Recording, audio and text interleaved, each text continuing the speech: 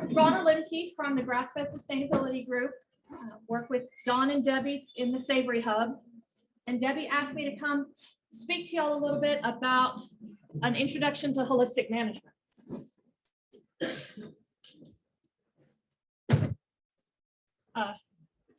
In the past, this was kind of the modus operandi, putting all your profits back into the ranch. And this was what your ranch looked like. And we want to try to change that so that it looks more like this, because it's gorgeous here. And we've been using holistic management to make that happen. Holistic management's a process of decision making and planning that gives people the insights and management tools they need to understand nature. The first part is creating a holistic context, and that gives you a direction and kind of a magnetic north, trying to get all of your decisions moving in the right direction so that you can have a triple bottom line, both financial, social, and environmental. One of the ways we use holistic so we use holistic financial planning, and this differs from kind of your standard budgeting in that first you plan your income and then you plan your profit. Rather than waiting until the end and figuring out if you have profit, we plan our profit and then keep the expenses below the line of profit. By doing that, we're able to plan for and produce profit, select the best enterprises to run that contribute to your entire operation. We know what to spend our money on and when, and how to meet our financial challenges effectively. And if you're managing livestock, how to coordinate and build up both livestock and infrastructure while we're remaining profitable.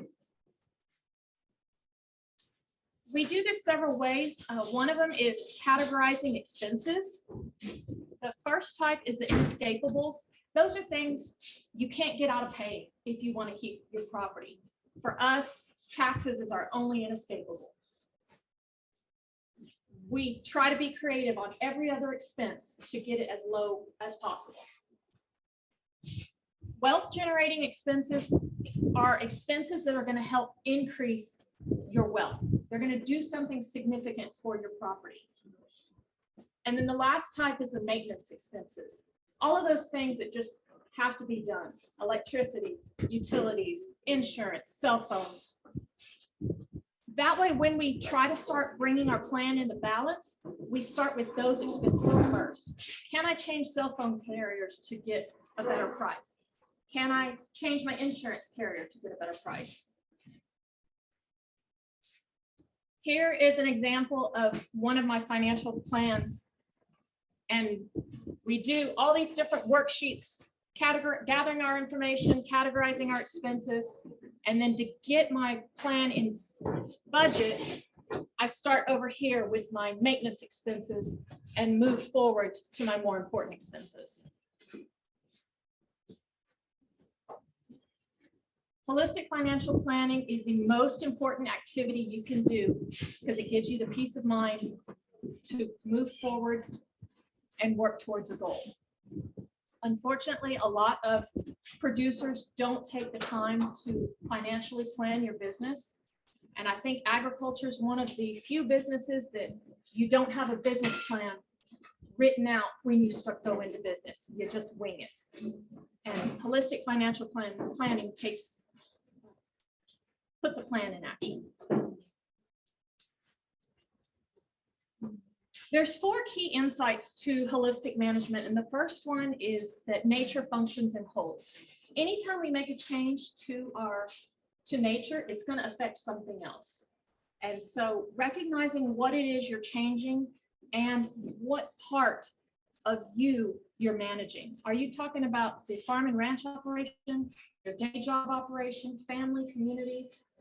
We look at the whole and figure out which whole we're talking about so that we can make decisions. The second key insight is the brittleness scale. Everywhere on the planet falls somewhere in this brittleness scale.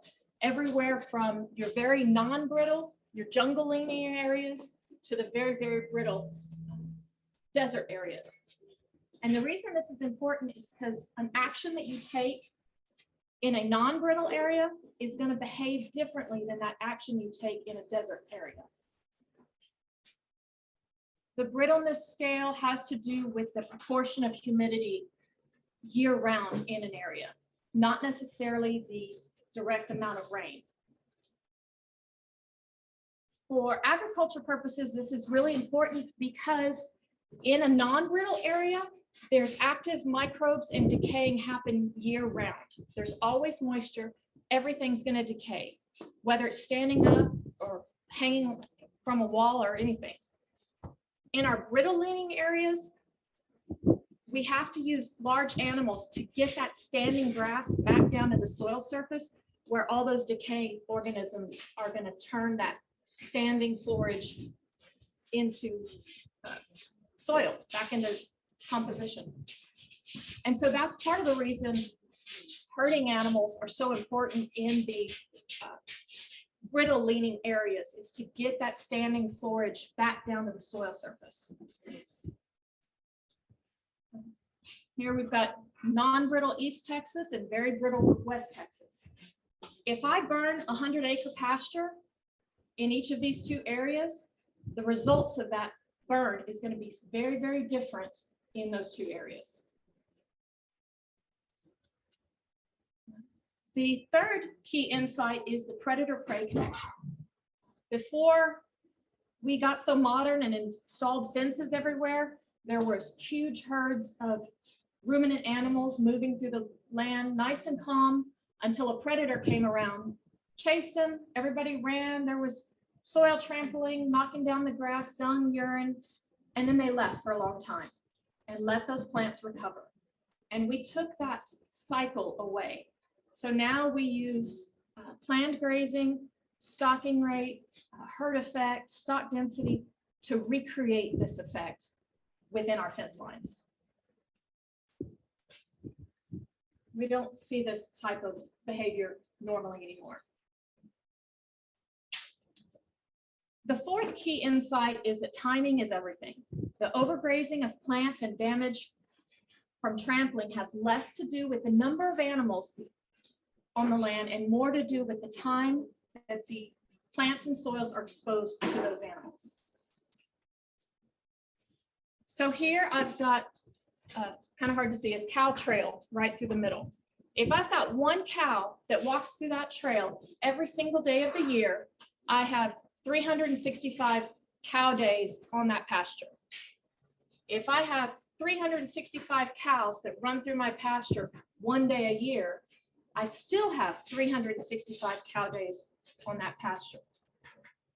But the results of those two actions are going to be very different. So we use planned grazing to control the timing that the plants and animals are, the plants and soils are exposed to the animals.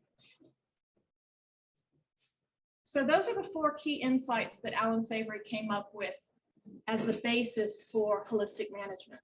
That nature functions in wholes, the brittleness scale, predator-prey connection, and that timing is everything. The reason we do all of this is so that we can have plant recovery. The more time that we allow our plants to recover, the higher stocking rate we can have, and the more profitable we can be. In order to do that, you need to understand the 4 ecosystem processes: water cycle, mineral cycle, community dynamics, and energy flow. This is an above ground reservoir that's been turned into a swimming pool. That tank is 24 feet diameter, 8 feet deep, and holds 27,000 gallons of water. That's equal to 1 inch of rain per acre. We don't need more rain. We need to keep the rain we get. At 1% organic matter, the soil is going to hold 10,000 gallons of water per acre. If you can increase your soil, your humus or organic matter up to 2.7, you can hold the entire 27,000 gallons of water. The mineral cycle The easiest way to see this is to go out in your pastures and look at your cow poop. If it's 3-year-old cow poop, you don't have a good mineral cycle. When it's all, it stays there forever. It's hard to see the black, but this is day 1 and this is day 2. And so that tells me that I've got a very active mineral cycle because everything's decaying really fast. And I'm in Mason, Texas, outside of Fredericksburg. I'm about a 7 on the brittleness scale. Energy flow, there's 3 ways to increase energy flow. One is plant spacing. You can capture more sunlight with 5 plants per square foot than you can with 1 plant per square foot. The second is increase the time that you've got, extending your growing season. Have cool season grasses as well as warm season grasses. If you're doing cropping, then do multi-cropping. And leaf area. I can capture more energy using a wide leaf grass like a switchgrass than I can with a skinny grass like a 3-on.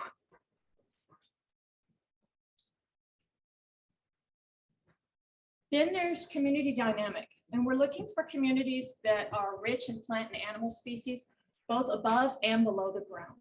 Sometimes we forget that there's an entire ecosystem underground that we don't see.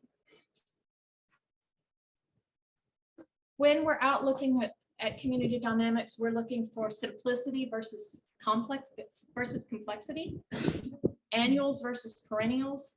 We're looking for certain plants and animals that should be in our ecosystem. We're looking at the state of the youngest in that age class. If all you have is mature species on your property, then you're not building for the future. We're looking for the presence of woody species. Is your area reverting back to brush or forest area? We're looking at the status of the ground cover. Whatever's right there above the soil surface, is it disintegrating? Are you getting decomposition happening? Or is it just sitting there not moving? We're looking at remnants of old communities and also economic uses from an area. There's a significant synergy to all of the animals. This is a Lindenheimer muley grass that NRCS told us is worthless, get rid of it, shred it, it serves no purpose. It's a ladybug hatchery. My husband was shredding and kept seeing these poofs coming up, and he got out and looked. That's where ladybugs lay their eggs. So we quit shredding. What's that called again? Lindenheimer muley grass. And You're in Nebraska? No, I'm in Texas. I'm in Central Texas. Okay. Really? And you got it there? Down on a riverbank. And where do you buy that? I don't know where to buy it. Farmer Seed having that in Breckenridge? Junction. Yeah. But NRCS says to get rid of it because nothing. Animals don't eat it. They don't like it, but ladybugs do. So tools that we can use to change our ecosystem processes. The first one is technology. Everything from cell phones, axes, all the way up to GPS. The list of technology goes on and on. We can use fire to change our ecosystem. But this one, you've got to pay attention to where you are in the brittleness scale, your amount of precipitation, the frequency that you're burning, the intensity of that burn. Is it a hot burn or a cool burn?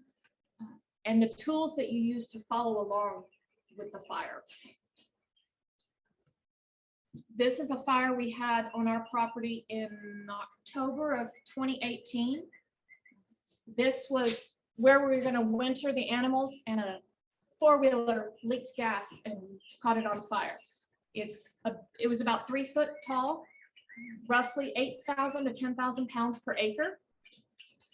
A couple days after the fire, it did start raining. So I went back out in the spring, and it's beautiful and shiny and green and lovely until you look straight down. So we went from 8 to 10,000 pounds per acre to 500 pounds per acre. 4 years later, we're at about 5,000 pounds per acre. So we still haven't recovered from that fire in 2018. What county is that? Mason County, right in the center. Rest is the most misunderstood tool for holistic management. There's, depending on where you are in the brittleness scale, it will determine what happens when you do rest. In some areas, pure rest is going to create a forest. In some areas, pure rest is going to create a desert. We need animals to break up that soil surface so that moisture and seeds can get down in there and generate. This is a Wilman Love plant that has had too much rest. The center is completely dead. There wasn't any animal impact. So that plant's over-rested. If I hadn't gone in and pulled out the middle of it and messed it up, then that plant would probably not survive the next growing season. The next tool is living organisms. Both animal impact, everything that those animals do except for eating. The trampling of litter, the breaking up of the soil surface, dung and urine. And then there's the actual grazing, whether it's a cow that's going to grab it with its tongue, or sheep and goats that are going to nibble down to the soil surface. The horses that will pull it out by the roots. Yep. So animal impact and grazing are two separate tools because they each serve a purpose and do something different. Here's some just random animals. Here's the chicken tractor.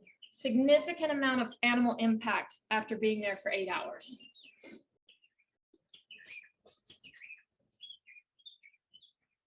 So holistic decision making, this is kind of part of this program that people go, oh, I don't know if I want to do that part. But the key components, it identifies what it is you're managing. It lets you define clearly the context that you want and checks to see if your decisions are in context and ensures that your decisions continue to stay in context. What I want for my property may be completely different than what you want for your property or you for yours, and what we want for our lives. And so that's where holistic decision making is very specific to each and every individual. And we start with defining the whole that you're managing. What specific thing are you talking about? Who are those decision makers? Who gets to make the decisions and who has veto power? Not every decision maker is equal. The guy who goes out and sets up the temporary electric fence has a different decision-making level than the owner of the property. But he still has he still has to make decisions. Your resources, both physical and human. What assets do you have that you can get revenue or support? Livestock, wildlife, machinery, fences, all of those physical assets. And then your human resources, the people who can and will influence or be influenced by your decisions and your management. NRCS agents, friends, neighbors, this group, these are all human resources that we can pull from. And the third is the money. What money is available? Is it cash on hand? Is it money that can be generated from your operations? Is it grants, loans, crowdsourcing? How are you going to pay for this and make it happen? When you are developing a holistic context, you want it to clearly define what it is you want. We review our holistic context about every year. Just kind of read through it and yeah, that's it. We've got a 3-year-old granddaughter, and our holistic context changed a lot when she came around.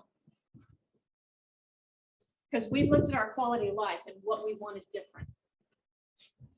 You also look at your future resource base, what you want your life to look like in the future. Quality of life is how you want your life to be in the situation you're talking about, in the whole you're managing. and what values are most important to you. For future resource base, we look at the people. How will your business, you and your business or organization have to behave to get the support of the people that are in your resource base? And your land. How does your land need to look far into the future? How does ecosystem processes need to function? Do you want tall grasslands with clear streams and lots of soil fertility? So with conventional decision-making, when you had something to decide, you did research, learned from others, peer pressure, cost-benefit analysis, science and knowledge, all of these things that we use to make decisions.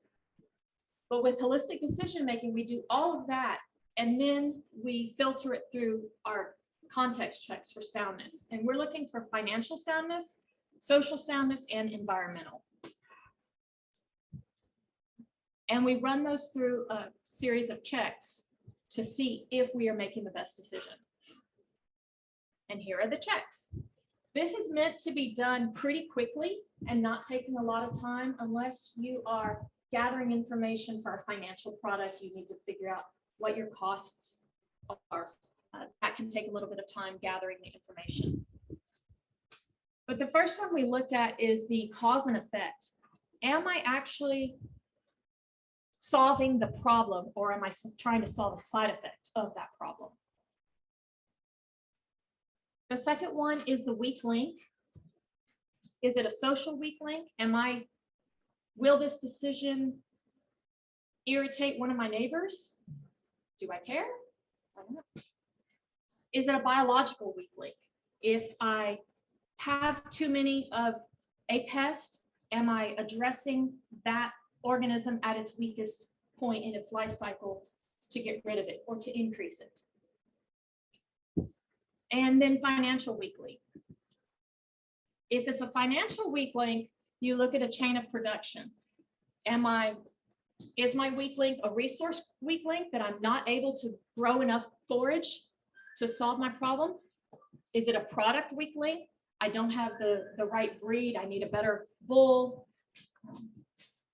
Or is it a marketing conversion? I've got 4 deep freezers full of meat and nobody wants it. So figuring out which of those problems is your weak link and then solving that problem first before you move on to something else. The next check is the marginal reaction check. And this is the biggest bang for the buck. I've got a problem. I need to increase my pounds per acre. Am I going to do it by electric fencing, increasing my stock density, getting a lot more animal effect, or am I going to do it by adding a cover crop this year? Which of those decisions is going to get me farther in the future that I'm trying to go? Then there's a gross profit analysis. This is if you are comparing 2 completely different enterprises. It's hard to see, but this is a irrigated hay field and a grazing operation. So I would take my projected gross income from each enterprise, separate out those specific costs, and then see which operation is going to make me more profitable.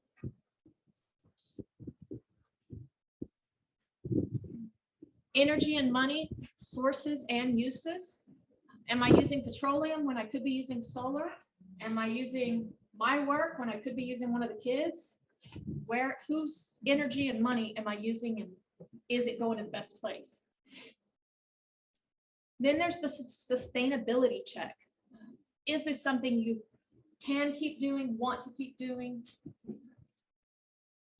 Moving electric fence 4 times a day is great, but you can only do that for so long. And then there's the gut check. How do you feel about this check? Does it feel like you want to move forward on it? And this final step is one that's often left out, and this is the feedback loop. You've made a plan and you're watching it. You've thought about what the earliest warning signs are that you could be on or off track. And then you control your action or you completely replan. When COVID hit, a lot of us went into full replan mode. How are we going to do this?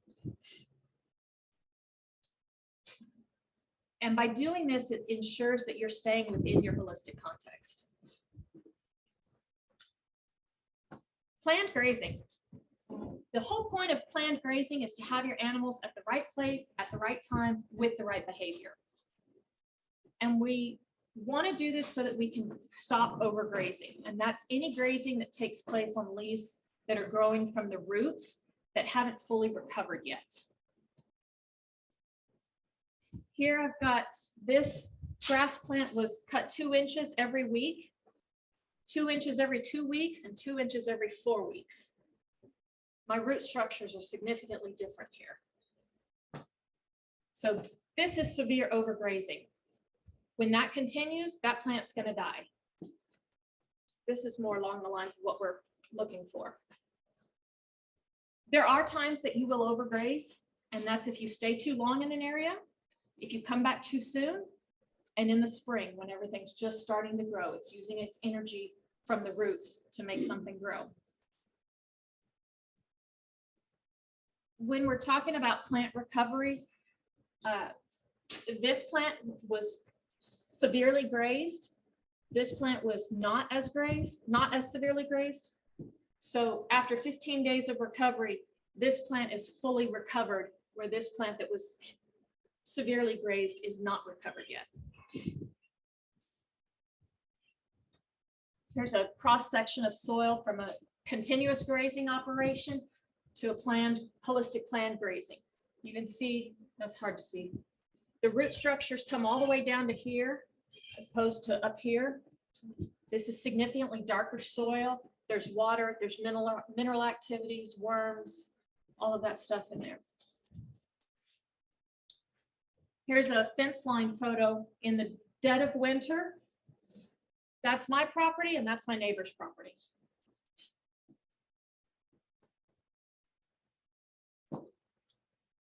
The way we plan holistic planned grazing is based on the plant recovery. When we've got really good growth, we want to move fast. When our growth slows down, we want to slow down too. So fast growth, fast moves, slow growth, slow moves, which is kind of counterintuitive to what we normally think of grazing should be. We calculate all of this based on an animal day of grazing. So how much will a cow eat in a full day is an animal day. And that's where we get all of our calculations. The more paddocks you have to graze, the better.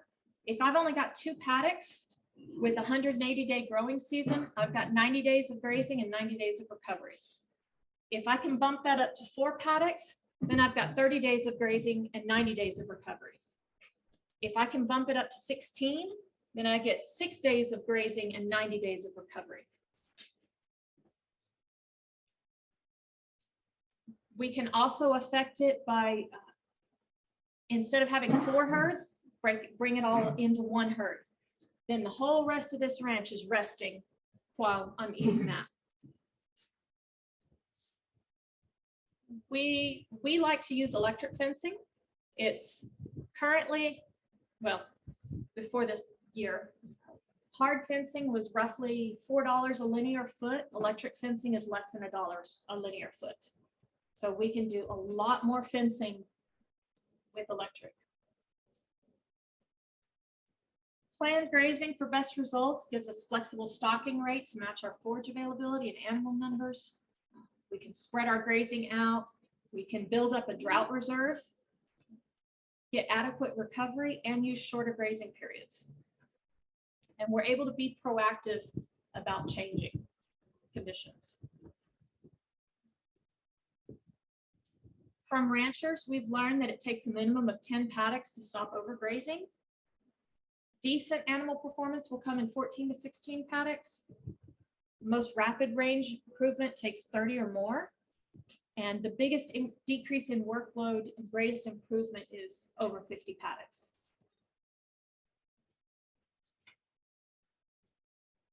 We can improve livestock production and increase profits. We enhance water infiltration and retention.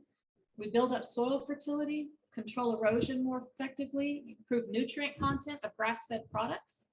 enhance wildlife and biodiversity, and build up a drought reserve. In Central Texas, where I'm at, we're always in a drought. Here's one of my grazing charts. And if you've never done one, it looks very complicated and overwhelming, but it's really not. It's a nice little step process you go through, and then you know exactly where your animals are going, where they're going to be, what food they've got available, how much they've taken. Do you leave the fences up all the time? It depends on what you want. We've got a lot of fences that are called semi-permanent and they stay there all the time. We could take them down, and then we will take those bigger paddocks and break them up using reels and make smaller using temporary electric fencing. So we do a little bit of all of it. Holistic land planning takes into account the natural issues, social issues, and all of the production that you're going to be doing on your property. We look at satellite images and topographical images. We not only plan out exactly what the property is going to look like as far as infrastructure, but also break down which fences to build first. Most of us can't go in and completely do the entire land plan project in 1 year. We have to break it up into pieces. And one of the ways we can do that is to calculate it all into the separate paddocks based on animal days per acre, at total animal days, the cost of the fence, and then the cost per animal day to build that fence. So we can get higher impact for as few dollars as possible. When we do holistic plan grazing, we break down those projects into smaller tasks. We figure out assignments and costs for each of those, arrange them in chronological order, adjust schedules, analyze the chronology for efficiency, and then monitor our progress. Here's some of our water troughs that we use. Both of these are on skids that we pull with behind four-wheelers. And this one is, I believe it's a 15-gallon water on a high pressure system that we can water over 500 animals at a time with that without having any trampling, as long as they're within 1,000 feet of the water. After that, they get really. If you're doing electric fencing, you want to make sure that your energizer is sized based on the size of the property and the amount of forage that's going to be growing up against your lines. In this diagram, they cross the fence by going up and over. When we do ours, we come in, trench down, go under the gates, and then come back up and keep on going. And just here's how we do those temporary fences on reels. More electric fencing.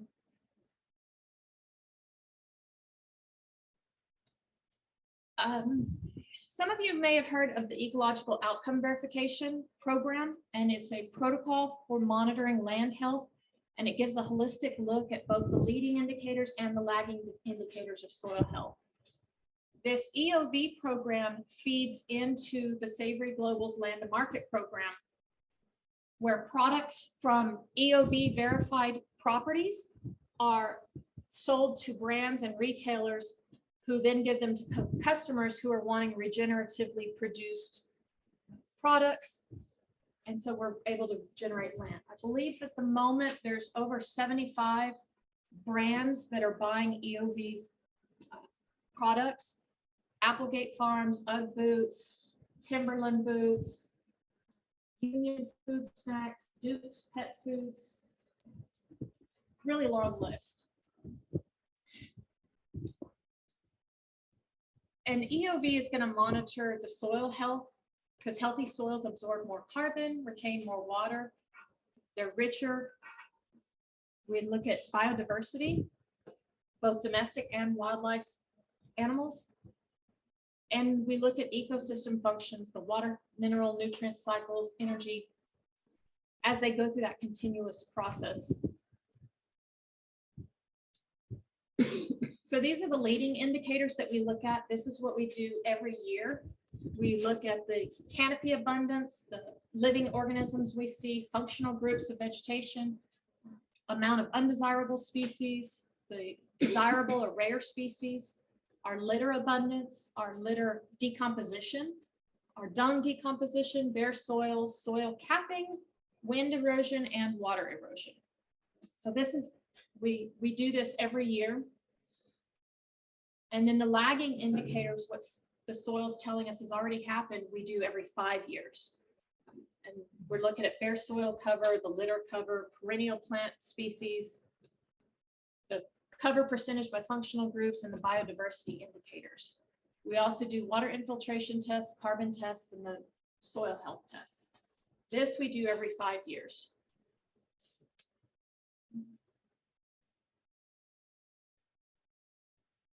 So holistic management is getting you to stop and look and see, are we seeing what that land is telling us? And are we hearing what the land is saying? Do we know what the landscape we're trying to create? Do we know what results are going to come from our actions? And are we monitoring for the earliest signs that we're moving in the direction we want to go? We are a part of the Savory Global Network. I believe right now there's 7, I don't know, there's hubs all around the world. We're bringing on 12 this year.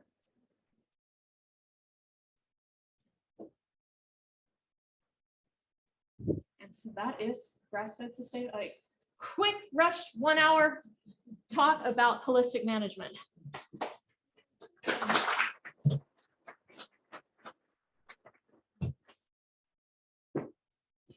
Any questions? Yeah, what do you think about the old adage of graze half, leave half? Yes. That's what you go by. Yes. And that's when we are planning our grazing, we'll go out into the pasture and kind of either 4 people, or we'll set posts and calculate out how much is there. And we want to graze half and leave half. I see the big, most cattle organizations are all about mod grazing now over the past 10 years. The one challenge for mod grazing, of course, is water. So now you run lots of pipelines across your place and have access to water. And that comes within the land planning program, is figuring out what it is, how your water is going to get there. Yeah. The difference between mob grazing and planned grazing is mob grazing typically it's based on the animals and not the plants. And holistic planned grazing is focusing more on plant recovery, because if we can get more plants, then more animals, more profit. How many years have you been managing that property, and you have some really tractors before? We have been there 17 years. And when we took over, it was the properties, my husband's 5th generation for the property. It was so overgrown with brush and cactus, you couldn't walk through it. And we had no idea animals that were on it, anything. We hired a dozen of the best cowboys to come out and herd everything.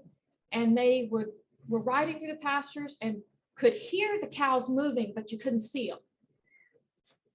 And it was a disaster. Their management style was shut off water for a couple of days, then open water up, and the first 5 animals that came in to get water went to market.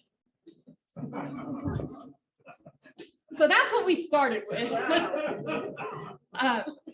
Currently, we run 3 times the animal units for everybody else in our county. So does that answer your question? Yeah. How, the ladybug grass that you got, was that was on the place when you got it? You didn't plant that? Right. So you don't know where you can get that seed. Don't. With spending stockpile versus shredding it down so they can go back to the soil, what's better? It depends. What are you trying to accomplish? Do you have animals to eat it? We had that pasture that burned, we had deferred because we wanted to, and let it get really thick and tall. And then when it burned, we won't be doing that again. We won't let it get that thick and tall. We're grazing it more. It depends on where you are, what your property is going to turn into. Are you going to start growing brush? Do you have the time? Do you like riding around on a tractor shredding? There's not necessarily anything wrong with it. If you don't have the animals, then it is good to take that standing forage down so that sunlight and water can get down to those growth points on the plants. Well, the one problem with shredding a lot is you end up with a monoculture. And you get rid of your tall, Yes. your little blue stem and stuff that gets 3 feet tall. That is a problem. If you want that, you want a monoculture, that's fine, but be aware, you're gonna take out your tall grasses if you shred. And if you do shred, you gotta make sure you shred after it's seeded, Yeah. in the fall. After it's seeded, you can shred, clean it up, but, you'll end up with a monoculture if you shred it. Well, on our place, we've never been ranched, never lived on, kind of do it. And there's 4 or 5 Texas native grasses. So the NRCS come out and take photographs of the fairly excited. But we have noticed that, for instance, I'm quite keen on, I don't like bushfires. So we, one Americans seem to love bushfires. So we have quite big fire breaks along all the, especially boundary fences. And so I've noticed that when I learned about these Texas native grasses, the concept I have experienced in Australian outback is they're not dead, they're dormant. You've never been dormant grass, that's cool. But, and so you look down and see that fresh growth, that green growth, and it's double the protein energy of coastal food. I've learned all that. But what they didn't say is, they said, well, just leave it like this is dormant. But of course, that meant it doesn't attend to the issue of the sunlight down on it. So what we've noticed is that where we've cut fire breaks or tracks throughout the property, we've got this fresh growth, even though we're in severe drought right now. We're about 25 minutes from the Red River. We're in quite severe drought. Yeah, in the areas where the sunlight is being able, and we have good salt and water retention in this mix of Oklahoma red and Texas sand.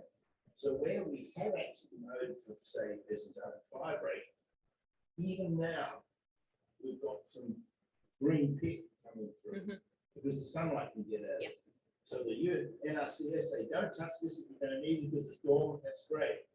But actually, what we have cut it, we don't go around slashing the whole time, but we're being seen right now in the middle of a severe drought, we're seeing green pit coming through.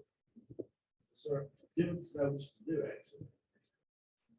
You want to take some off the top, but like the continuous shredding all the time will sometimes develop a monoculture. We did an experiment. We have 2 fields at the base of the hill, low sand, just real fine sand.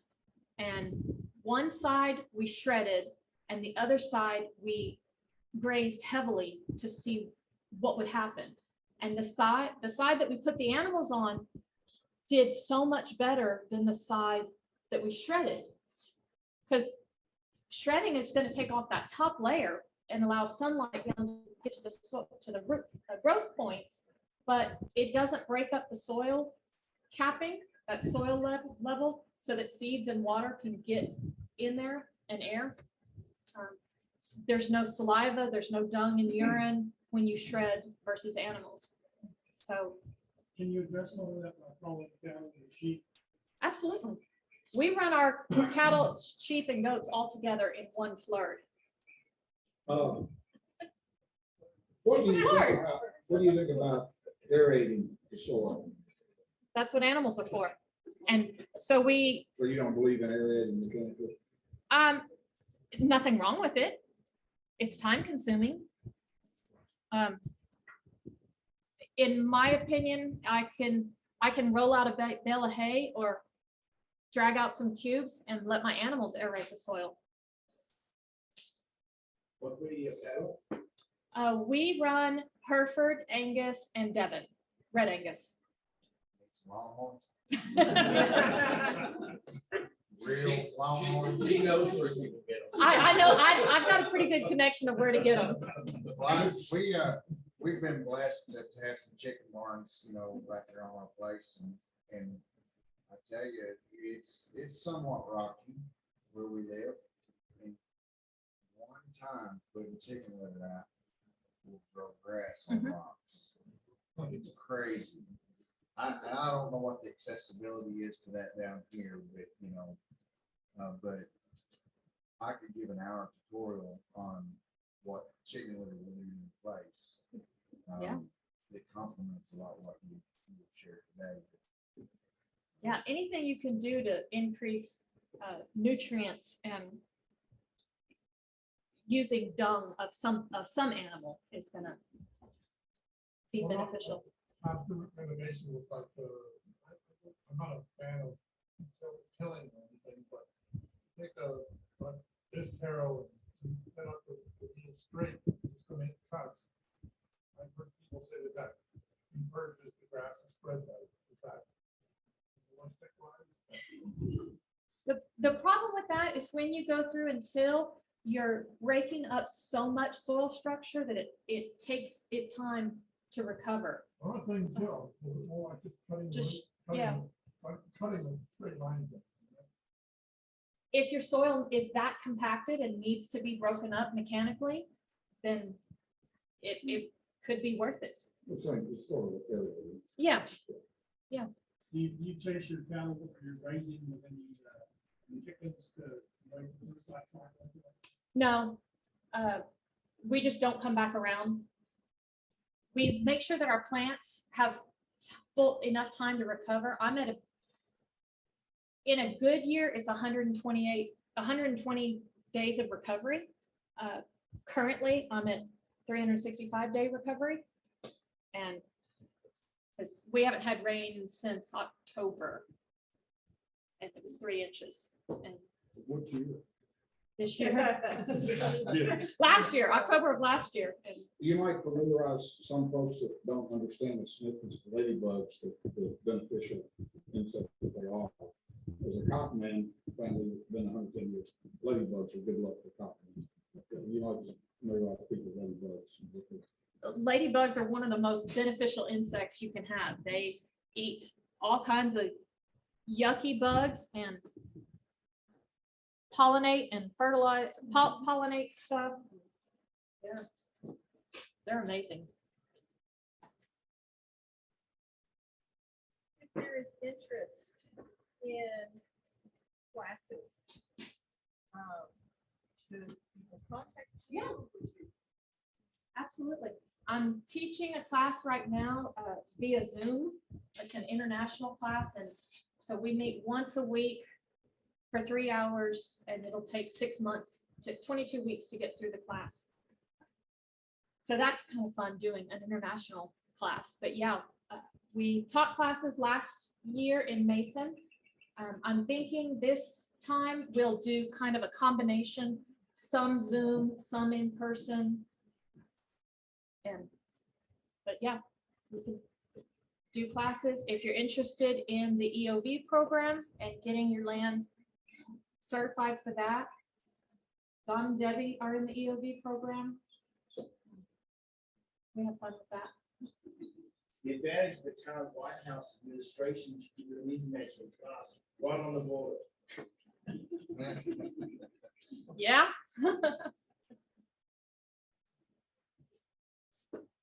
Now, these books you have here, they're available, where do we get those? They are online. I just brought them so you could see them. They're online. This book is the textbook. I think this is the 3rd edition. And this one talks about the foundations, the basic stuff, the key insights, the context, the ecosystem processes. And then this book is some step-by-step directions on creating your financial plan, monitoring, land planning. So a little bit more information. So these are here if you want to take a look at them. And then on the website, on the GSG website, there's a link to get through and order those. There's a really interesting video that I'm sure you've seen called 100,000 what? Beating Hearts. Okay. And it's about the Georgia vote. Oh, And it's interesting because it shows, this guy making a real, come to Jesus heart, getting away from the most pounds of beef I can run to having 100,000 beating hearts on his property. Chicken, so, every day is a kind of- There you go. Only in Illinois for about 20 years. Pretty good. yeah. And some people pay this. Absolutely. He sounds like, yeah. Absolutely. Yeah. These are colorful parts. He's a colorful character. Thank you. Well, thank you. Yes.